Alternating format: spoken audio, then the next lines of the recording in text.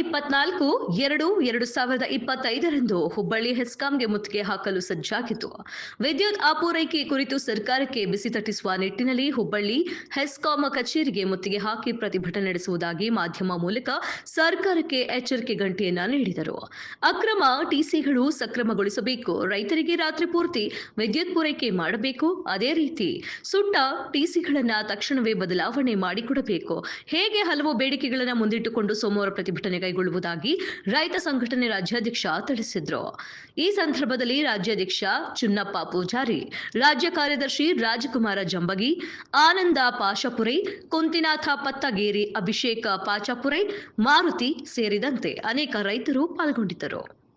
ತಪ್ಪದೇ ಆ ಪ್ರತಿಭಟನೆಯಲ್ಲಿ ಭಾಗವಹಿಸಬೇಕಂತೇಳಿ ಇಡೀ ಎಲ್ಲ ರೈತ ಬಂಧುಗಳಲ್ಲಿ ವಿನಂತಿ ಮಾಡ್ತಾ ಇದ್ದೀವಿ. ರೈತ ಬಂಧುಗಳೇ, ಇದೇ ಬರ್ತಕ್ಕಂಥ 24ನೇ ತಾರೀಕು ಫೆಬ್ರವರಿ ಹುಬ್ಬಳ್ಳಿ ಹೆಸ್ಕಾಮಕ್ಕೆ ನಮ್ಮ ಪ್ರತಿಭಟನೆ ಇರುವುದು.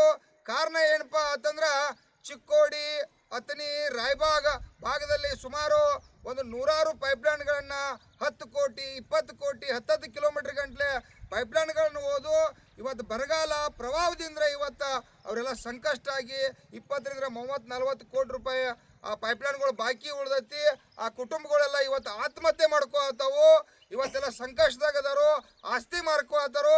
ಅದನ್ನು ಸಂಪೂರ್ಣ ಸಾಲ ಮನ್ನಾ ಮಾಡೋಕ್ಕಾಗಿ 24ನೇ ತಾರೀಕು ಅವರು ಕೂಡ ಸಾವಿರಾರು ಸಂಖ್ಯೆ ಒಳಗೆ ಭಾಗವಹಿಸತ್ತಾರು.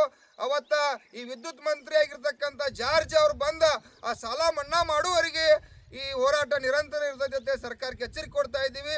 ಎಲ್ಲ ನನ್ನ ರೈತ ಬಂಧುಗಳು 24 ತಾರೀಕು ತಾವೆಲ್ಲ ಸಾವಿರಾರು ಸಂಖ್ಯೆ ಒಳಗೆ ಬರಲೇಬೇಕಂತ ತಮ್ಮಲ್ಲಿ ವಿನಂತಿ ಮಾಡ್ತಾ ಇದ್ದೀವಿ.